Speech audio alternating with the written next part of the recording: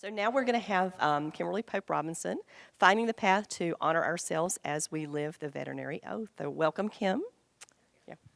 All right, so I have to apologize that I don't have the VetPartners slide deck. I got asked last minute to add in a Hot Rocks, and my computer, Murray, died. So I now have Carl, and in that process, I wasn't able to get the slide deck loaded all up. So I apologize that I am not in line with everybody else. So I'm Dr. Kimberly Pope Robinson, and I did a Hot Rocks here a couple years ago that talked about the framework of what One Life Connected is. And this isn't me promoting One Life Connected. This is me talking about a community that came together and has made a decision to move forward in a way to help us stay sustainable. So One Life Connected is just the conduit that helped to bring it alive. And it's more of a movement than it is an actual business to me, and that's kind of how I manage it. And so what I'm going to take you guys through is the path that we went through in order to come up with what I call, or what we call, the One Life Connected commitment. And this is the framework for it. So we all have the veterinary oath that we have as a North Star. It's like our mission. It's like the thing that we follow, whether we're consultants, veterinarians, specialists, technicians, receptionists, it doesn't matter. We all have that oath. We see it there, we follow it, and we know where it's at. And what they decided was they said, hey, we should have another oath for ourselves that says, it's not just self-care, but we have a North Star that we follow in conjunction with the veterinary oath. And that when we hold both of these together, that's where we find sustainability in the industry. I said, all right, that sounds like a great idea. So I started gathering ideas of what they had, and we put it together, and we took about a couple weeks to make it. And at the end, I'm going to share a video of us actually sharing the commitment with you. But there's 4 principles that we captured in that commitment that I'm going to take you on as a journey now to help you understand it before I share the actual commitment with you. And that is the 4 principles that we honor in addition to the framework of being committed to One Life Connected is being mindful of our response, creating our environment, embracing our emotions, and finding self-forgiveness. So before we go into it, the framework that I shared at the last Hot Rocks and the framework of the whole One Life Connected community is this. We're like this little dog who's on this beach. The beach is of their ocean of shame. The ocean of shame is that place where we feel unworthy of acceptance and belonging. And in this ocean of shame and above the ocean of shame are 2 things. There's sinkers, which are the anchor, and there's balloons. The balloons are our well-being balloons. There are emotional, spiritual, physical, and mental balloons. And only we know how to fill them, and they're very unique to us. And that's why I often tell people, I cannot tell you what you need for your well-being. I give you a framework. So we create the space that gives us permission to find our unique path to sustainability. Well, the sinkers are just as unique, and they are unique to each of us. So sinkers can be like Dr. Google, because coconut oil does not fix everything. It can be clients who don't have money. It can be pets who don't have medical options. It could be the fact that we turn around and there's a new flea tick product that we have to learn about, or we turn around and there's a new drug that we have known nothing about. It could be that we have judgment errors where we have made a decision with limited information, but then realized later it was the wrong decision and an animal's life depended on it and we did them wrong. So we all can logically talk through ourselves through those things. There's euthanasia. We know it's the most wonderful thing we can do, but yet it can be draining on us. And then there's the whole practice pressure things. Hiring, firing, profitability, team meetings. I always joke with people, why is it that every time you plan a team meeting, it is the busiest day of your quarter? All right? And they can never get everybody all together. And then there is debt. And I tell most students, and I tell people who recently graduate, you'll eventually deal with your student debt. It just turns into other debt. It's homeowner's debt. It's practice ownership debt. It's credit card debt. It's business debt, right? We all have those things that show up. So those are the sinkers. It's all those articles you don't read, but you hold on to because you're not going to throw them away. Because if you throw them away, you're a bad whatever, right? And that pressure, and you see them every day. I'm a bad vet because I don't read every journal I receive. So sinkers are unique to us. And what happens is we don't fill those balloons, we sink into that ocean of shame, we have the cynical serpent, name, blame, judge. Whose fault is this? It's the client's fault. Clients are stupid and you can't fix stupid. No, it's my team's fault. No, it's my boss. No, it's my practice. No, it's the profession. No, it's humanity. Everyone's an asshole. I hate everybody. No, it's me. It's my fault. And so we feed that serpent, and we swirl around in our ocean of shame, and we get deeper and deeper. And so the goal of this commitment was to find a way to stop swirling in the ocean, to stop sinking. And what the octopus represents is recognize, embrace, connect. That's the other path. And we hold both our serpent and our octopus together and move forward. And so the commitment gives us that framework to allow us to use this every day to help us continuing on that journey. And so what are the 4 principles? Well, the reason why they need to be present is when you look at our industry, you can't get rid of the sinkers. And you shouldn't. We need them. They're connected to our passion. They're driving a lot of our conviction.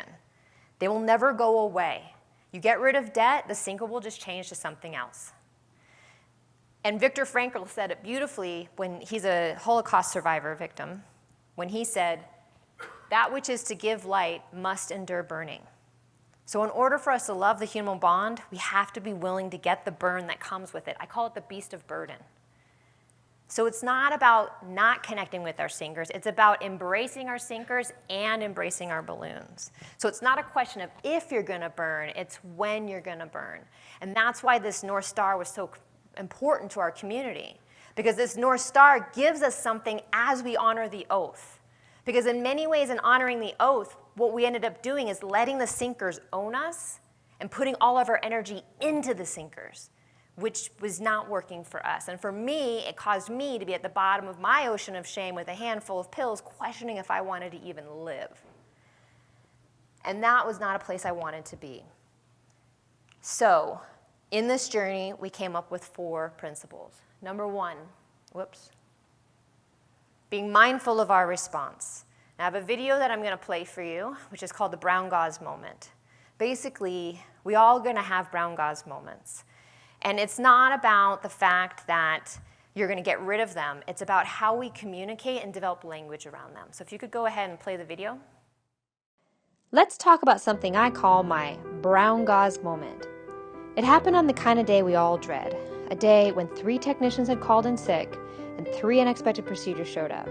A day without food, drink, or even bathroom breaks, 16 hours straight, 50 total patients, and Dr. Pope's coming at me from all directions. You get the picture and probably sounds familiar, right? Anyway, I finally made it to the end of my marathon day of seeing patients with only 1 left to see. A routine bandage change on a kitten with a non-displaced fracture in room 4. Normally, easy peasy for my team. Except remember, I'm short-staffed and the only one legally in the building who can change the bandage. So I asked my assistant to get my bandage tote, and given what I call this moment of mine, you can guess what she said was missing from the tote. Yep, the brown gauze, a staple part of our daily routine. Irritated, I insisted, go get the brown gauze.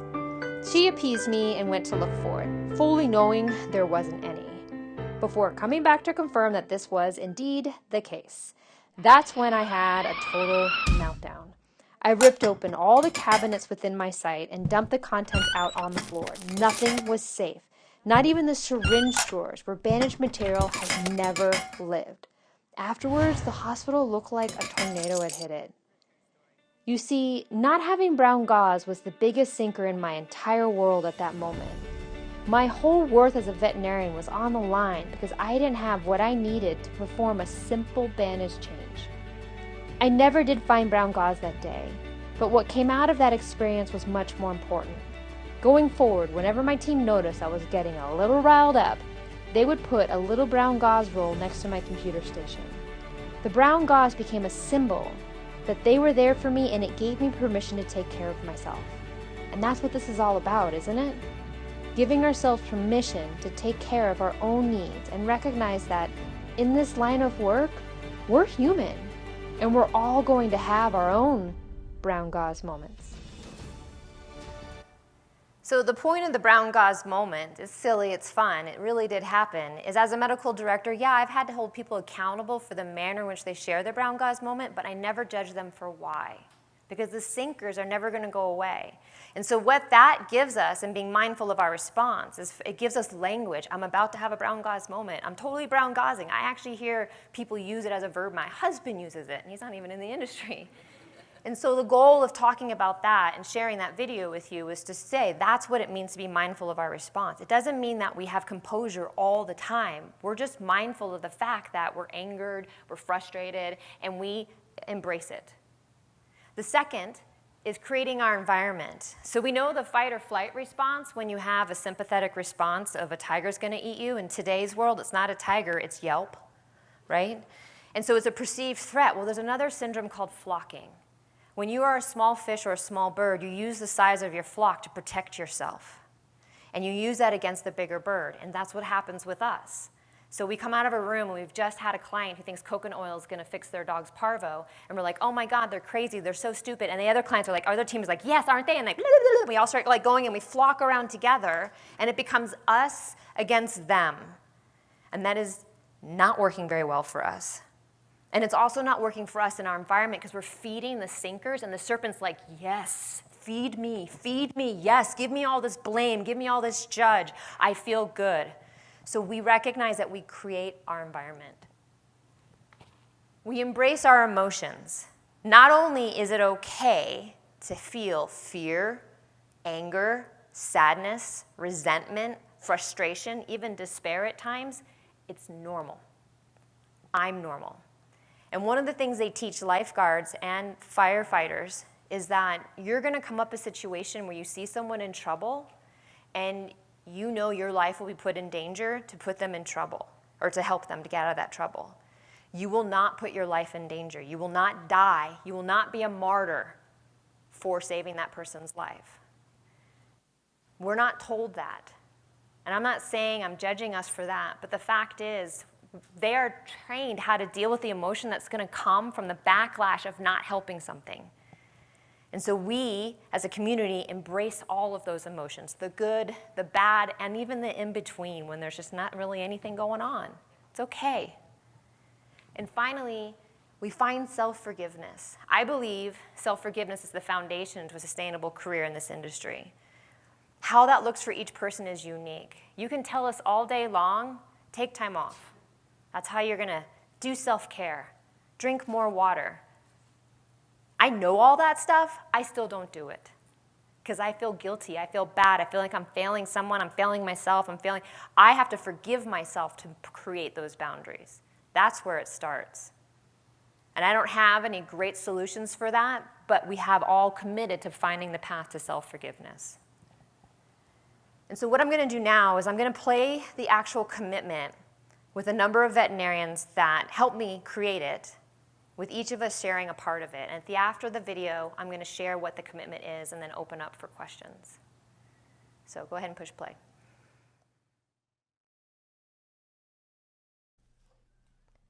I commit to be one life connected. By starting on my unique path toward recognize, embrace, and connect. And away from name, blame, judge. In this journey, I will honor both my sinkers and my balloons. In the ocean of life, by practicing the 4 following principles. Being mindful of my response. Creating my environment. Embracing my emotions. Finding self-forgiveness. I recognize that we each deserve a space in the world. For our own opinions and growth. To find our own authentic true selves. And this will not always be easy. I will find my individualized path. To stay connected to my joy and my pain. While also staying connected to myself. And all of humanity. I believe I am worthy. My life is deserving. I commit to be one life connected. So everyone in that video is somehow related to the veterinary industry. They're veterinarians, they're GPs, they're life coaches, they're practice managers, they're technicians, they're pharmaceuticals, They're specialists. The thing is there's a whole community. One Life CC now stands for One Life Connected Community. I actually dropped consulting. I don't do any consulting anymore. And I've actually debated about making the movement a nonprofit because it's basically taken on a life of its own. They created this commitment, not me. I'm just the conduit that's helping it happen. And what I'm saying is it's helping a lot of people.